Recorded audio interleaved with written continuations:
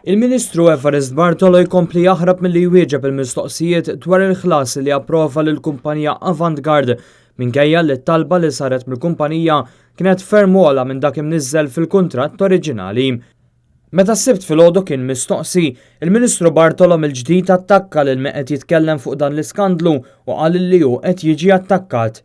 Għalhekk tlabnieh mill-ġdid biex jagħti risposti għal mistoqsijiet iżda ma weġibx mill-ġdid u kompla jattakka lil min qed jiżvela d-dettalji ġodda ta' dan l-iskandlu.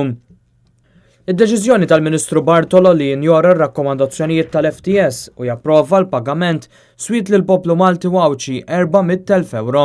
Għaliex tħallt biex nintervjeni u nagħmel ordni u jsir il-ħlas għal xogħol li sar, issa minn fuq. Qed niġi akkużat bit-taħwitien. Assolutament hija ġusta u hija diżonesta. Allura dak li taħwit għalfejn tħallas. L-obbligu ta' xogħol li sar hija teħ bil-liġi li inti tħallas għal xogħol li sar u għal xogħol li ordnat il-Fondazzjoni għall-Iskejjel tagħha. Il-problema f'dan il-każ hi li l-kumpanija Avantgard għamlet iktar milli kien hemm fil-kuntratt, forniet materjal għal xogħol li ma kellux isir u talbet iktar flus milli kien hemm fil-kuntratt. F'diskors f'attività politika, il-kamp tal-Partit Nazzjonalista Simon Busuttil qal li l-aġir ta' Evarist Bartolo f'dan il-każ u simili ħafna għal dak ta' Konrad Mizzi.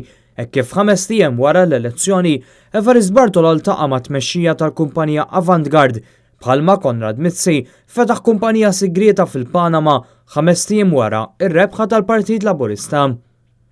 Evarist Bartolo kombinazzjoni l-iktar ħaġa importanti li jagħmel hekk kif ħal ġurament tiegħu bħala Ministru tal-Edukazzjoni kien illi Alla jbierek jiltaqa' ma' kuntrattur u jagħtih aktar minn 400,000 euro illi ma kinux dovuti. Iżda minkejja dan kollu, Evarist Bartolo jibqa' ma jirrispondix lill-ġurnalisti.